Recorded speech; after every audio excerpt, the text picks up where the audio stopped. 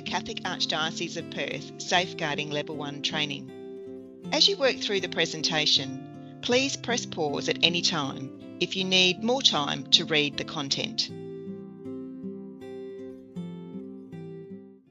Hello, my name's Barbara Blaney. This training is developed by the Safeguarding Program Office. Lord Jesus, hear our voices as we pray for your care and protection. Strengthen and guide us as we strive to make our Catholic communities a safe place for all.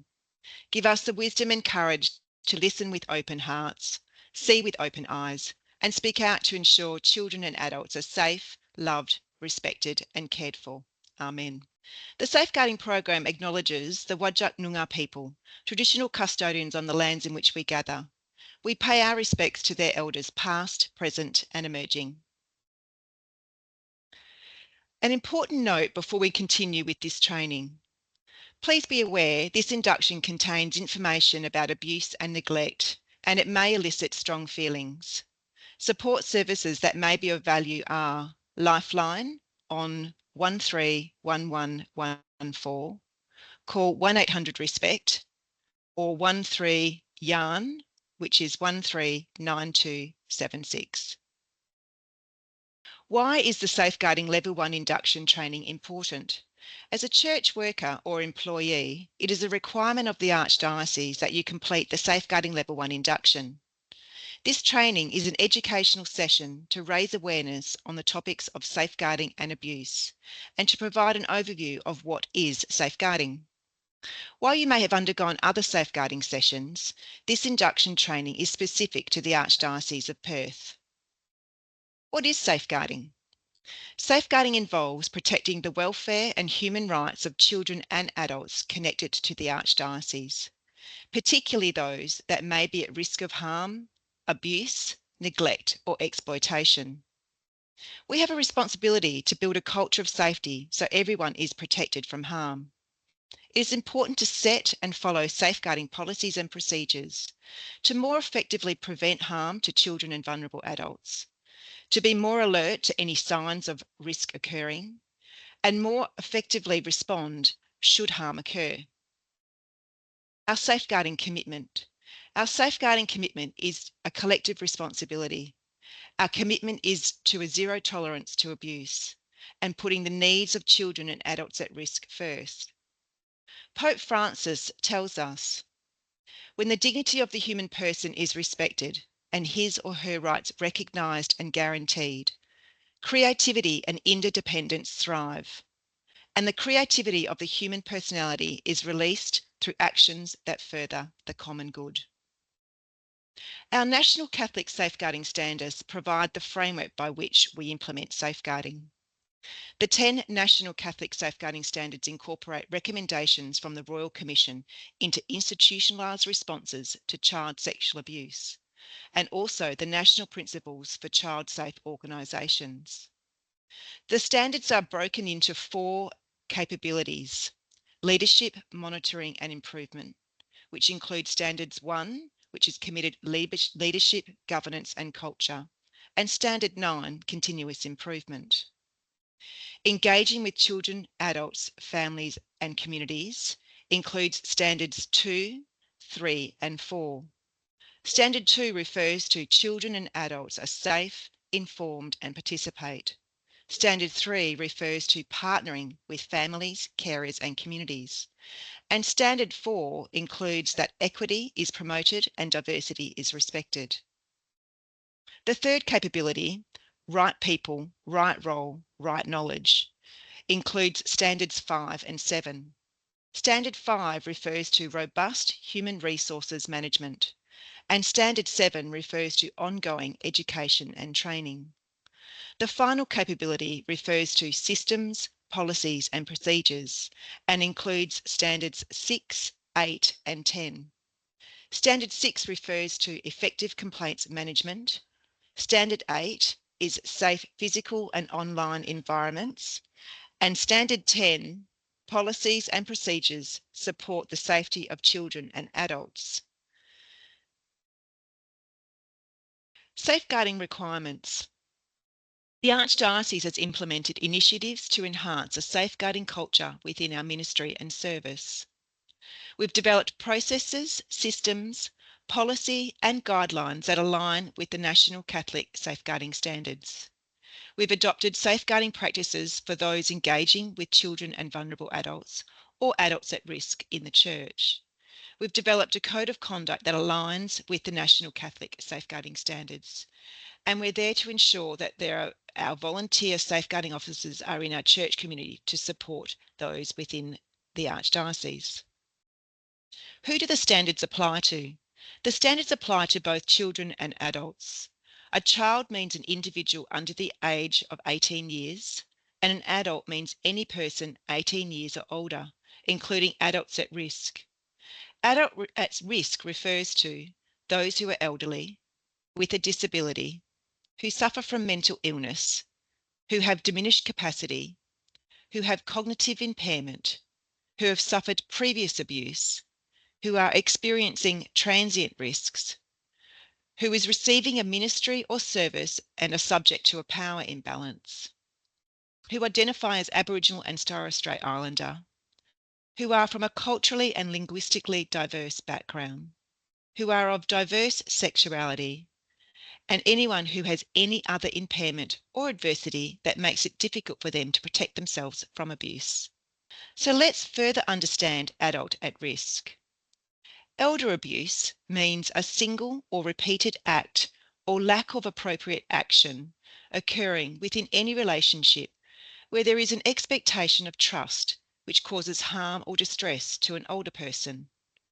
Disability refers to those who have physical, mental, intellectual, or sensory impairments, which, in interaction with various barriers, may hinder their full and effective participation in society on an equal basis with others.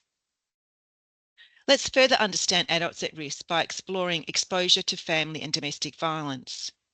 It is generally considered to be a form of psychologically abusive behaviour, where a child is present, hearing or seeing, while a parent or sibling is subjected to physical abuse, sexual abuse, or psychological maltreatment, or is visually exposed to the damage caused to a person or property by a family member's violent behaviour. Financial abuse refers to involving the illegal or improper use or mismanagement of a person's money, property, or resources, stealing, fraud, forgery, embezzlement, forced changes to a will, inappropriate removal of a resident's decision-making powers, and misuse of power of attorney are all forms of financial abuse or exploitation. Transient risk means short-term risk experienced by people at different stages in their life. For example, when someone is vulnerable due to grief, bereavement, relationship breakdown, homelessness, unemployment, or financial hardship. In the adults at risk definition, diverse sexuality refers to all the diversities of sexual characteristics, sexual orientations, and gender identities, without the need to specify each of the identities, behaviours, or characteristics that form this plurality. Cultural safety means an environment that is safe for people of all ethnicities and cultural identities, where there is no assault, challenge, or denial of their identity, of who they are and what they need. It is about shared respect, shared meaning, shared knowledge and experience of learning, living, and working together with dignity and truly listening. Exploitation is a deliberate maltreatment, manipulation, or abuse of power and control over another person. It is taking advantage of another person or situation, usually, but not always, for personal gain. Our Church's safeguarding policy is the framework by which the Archdiocese supports the implementation of the National Catholic Safeguarding Standards. Within the Church, there are processes, systems, policies and guidelines that align with the National Catholic Safeguarding Standards. The safeguarding guidelines support the safeguarding policy. They are guidance based on best practice and legislation. The safeguarding standards include continuous improvement, recruiting and screening, diversity, equity and inclusion, responding and reporting abuse, safely engaging with adults at risk, risk assessment, safely engaging with children, safe online environments, engaging with families and communities, and safe physical environments. Screening and monitoring policy within the Archdiocese helps also to support and create a safe environment. The screening and monitoring policy helps to create a safe community and a safe culture. The screening and monitoring policy requires any person who works for the Archdiocese, paid or voluntary, to attend a safeguarding level 1 induction, to complete a safeguarding induction every 3 years, and complete a safeguarding personal declaration.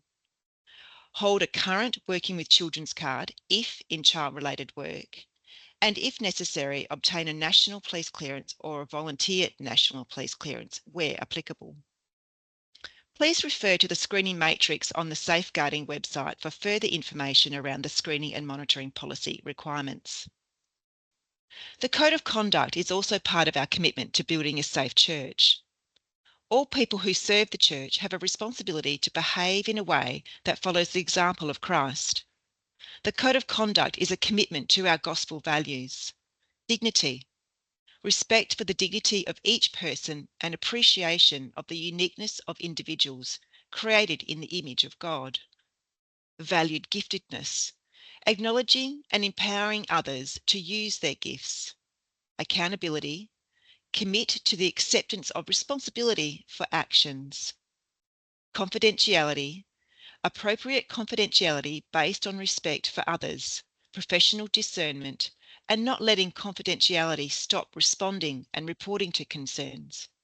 And positive relationships, that we promote positive relationships and maintain professional boundaries which flow from being welcoming, honest, inclusive, and trustworthy. Please refer to the Integrity in Our Common Mission document and the Archdiocesan Code of Conduct, both available on the Safeguarding website. Safeguarding officers also form a critical part in our commitment to building a safe culture within the Archdiocese. Volunteer safeguarding officers support the implementation of safeguarding in the church community. They are a point of contact for safeguarding concerns. They are there to support the church with the implementation of the safeguarding policy and guidelines. And they work in partnership with the parish priest, director, manager, and the Safeguarding Program Office. So how can you make a difference? Safeguarding is our collective responsibility. It is a dynamic process. Reducing the risk of harm is not a static concept. We need to constantly evaluate our processes and practices, assess and review what we do and how we do it. Active participation. By working together, we can build a culture of safety. We collaborate with others to do this. Vigilance. If you see or hear something, say something, report concerns. And being proactive. To be preventative rather than reactive to an incident after it happens. Consider using a risk assessment checklist for activities and events. With your help, we aim to be proactive through legislation, policies, procedures, and most importantly, through our best practices.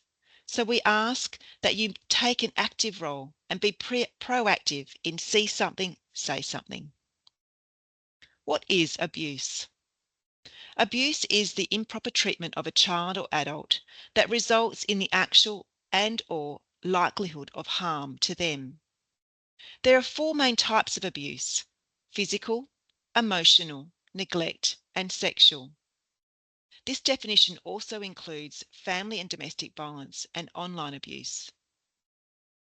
Adult abuse also includes elder abuse, financial abuse, and exploitation. Let's further understand physical abuse. Physical abuse is a non-accidental, physically aggressive act which results in physical pain or injury, and which may include physical coercion and physical restraint.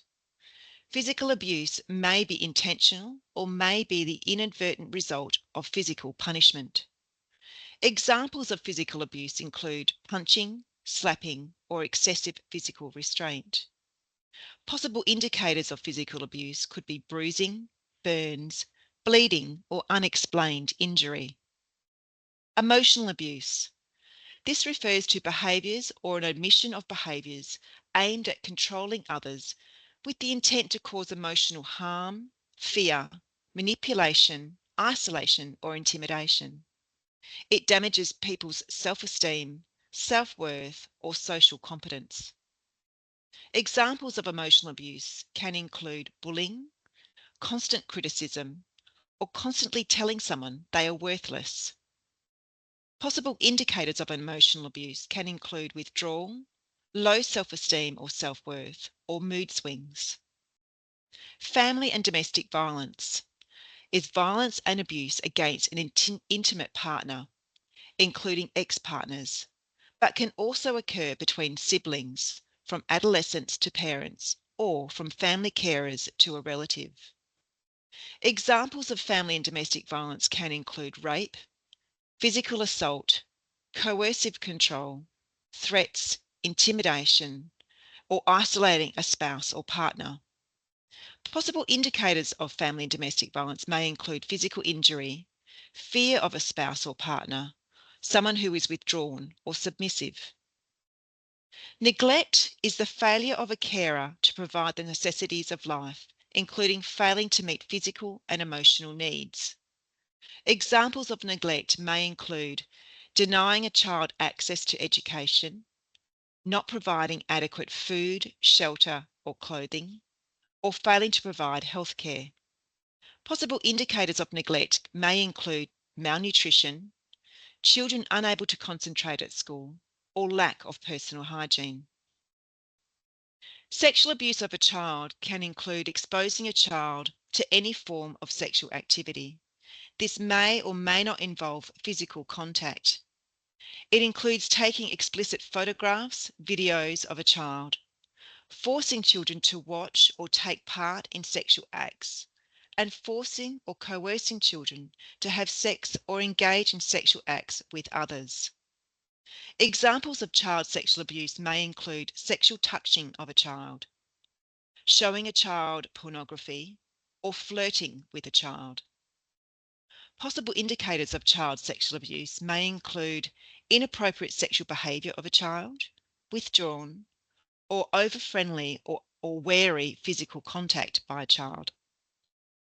Sexual abuse of an adult is a form of sexual assault, sexual harassment, or sexual interference without consent. It includes sexual activity with a person incapacitated by a mental or physical condition that impairs them to grant informed consent. It includes where force, threats, or abuse of authority are used to perform in or submit to sexual acts. Examples of sexual assault of an adult include rape, indecent assault or groping, sexual harassment, which is unwelcomed and inappropriate sexual remarks or physical advances. Possible indicators may include over-sexualized behavior, withdrawn or wary of physical contact. Grooming behavior. Grooming can happen both within the context of child and adult at-risk abuse. Child grooming is referred to a pattern of behaviour aimed at engaging a child as a precursor to sexual abuse. It includes establishing a special friendship relationship with a child. Grooming can include the conditioning of parents and other adults to think that the relationship with the child is normal and positive. Adult grooming is the predatory act of manoeuvring another individual into a position that makes them more isolated, dependent, likely to trust, and more vulnerable to abusive behaviour. Let's further explore grooming behaviour. The grooming process is often used by perpetrators to gain power and control to harm or exploit another person. Some of the signs or steps that can be used are perpetrators will try to seek out and target vulnerable people, gain the trust of the person, family, and community, feel a need for attention, affection, praise or gifts, and then test secrecy through innocent forbidden acts. Isolate and find ways to spend time alone with the person. Commit the abuse or sexualize the relationship, and then maintain power and control through secrecy, blame, shame, guilt, and threats. Online abuse. Online behaviours that have a threatening, intimidating, harassing, or humiliating effect on a person. Examples of online abuse may include child exploitation material, online grooming, image-based abuse, or cyberbullying. Possible indicators of online abuse may include deleting online accounts or constantly changing profiles, spending too much time online, or secrecy with online use. Let's further understand online abuse. Online abuse is any type of abuse that happens on the internet. Examples include child exploitation material, which is sexually explicit material of children. Online grooming, when people are tricked or persuaded into sexual activity on webcams or into sending or posting sexual images. Image-based abuse, where someone has shared or threatened to share intimate images or videos without consent. They are often referred to as nudes or sexting. And cyberbullying. This can be either socially excluded, threatening, or being abused online. Indicators of abuse. Indicators of abuse can be overt or subtle. Indicators are a guide only that may assist to consider if you have a concern about someone and if to report your concern. It is not your role to establish reasonable belief or proof of your suspected concern. If you are concerned, report. Most abuse is not identified based on one single event or indicator. Indicators usually occur in clusters, but the absence of indicators does not mean that that abuse is not occurring. Prevention. In safeguarding methodology, prevention means addressing the preconditions that facilitate abuse. Abuse is more likely to occur when the motivation of the perpetrator, vulnerability of the victim, and the opportunity intersect.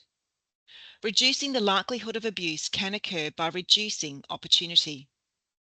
Managing risk and focusing on prevention through vigilance, education, supervision and screening processes can help to reduce opportunity.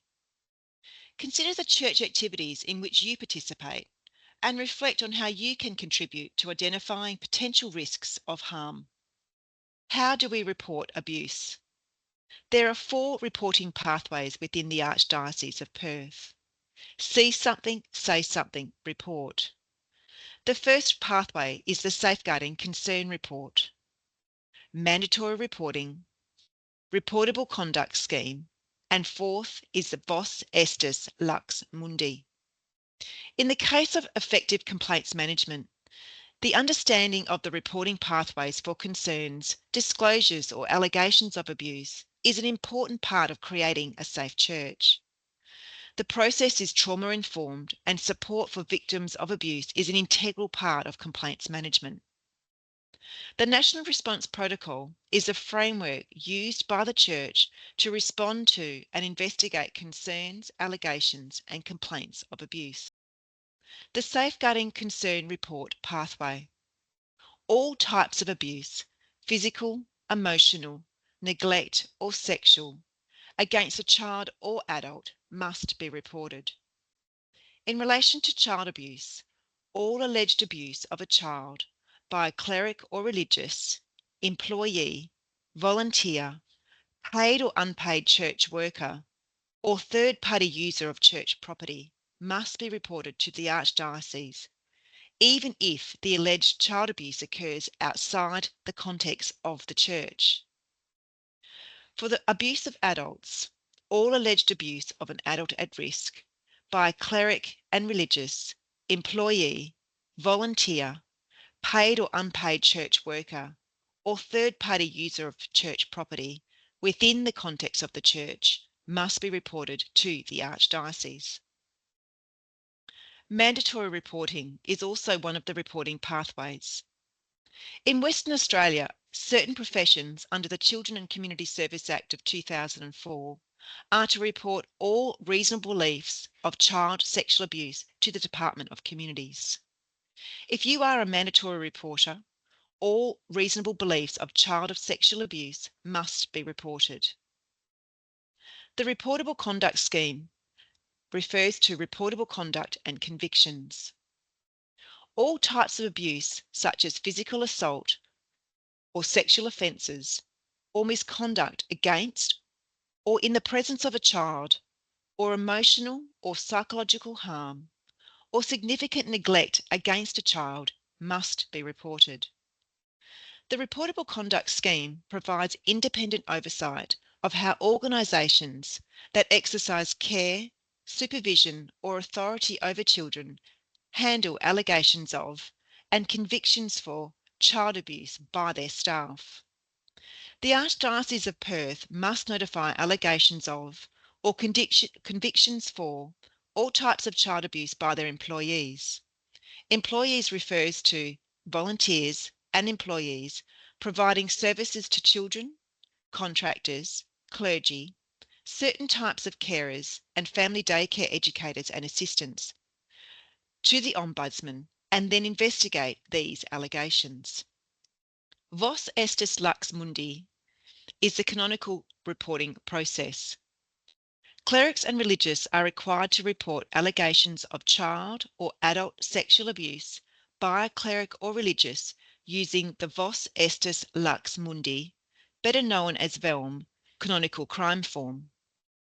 Other persons can also submit a Vos estis lux mundi, canonical crime form, to report allegations of child or adult sexual abuse by a cleric or religious. So how to report a concern? All reports are to be made using the Safeguarding Concern Report. As soon as possible, complete the Safeguarding Concern Report online via the Safeguarding website, or contact your local safeguarding officer, or call the Safeguarding Director on 9221 7762, or email the Safeguarding Director at director.safeguarding@perthcatholic.org.au.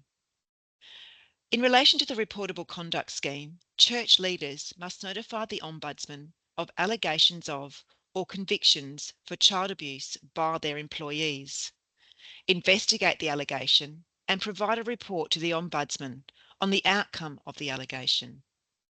For mandatory reporters, report online via the mandatory reporting web.communities.wa.gov.au website, or phone 1800 708 704. Anyone who is concerned that a child is suffering from any form of abuse or neglect should report their concerns to the Department of Communities through the Central Intake Team on 1800 273 889, even if they are not a mandatory reporter under the Act. Vos estis lux mundi. This completed Vos estis lux mundi report must be sent within 24 hours to the diocesan bishop where the alleged crimes occurred, or major superior, if the person who is subject of the report is a religious. The Vos estis lux mundi report must also go to Australian Catholic Standards Limited. Remember, silence is the key to a perpetrator's success. If you have a concern, report it.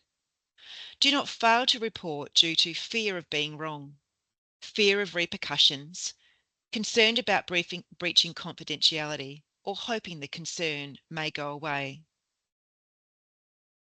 Let's recap the key points of the Safeguarding Level 1 induction. Safeguarding is a collective responsibility. If you see something, say something, report. And you can help build a culture of safety through vigilance, good practice, and reporting safeguarding concerns. The next steps are to read the Archdiocesan Code of Conduct.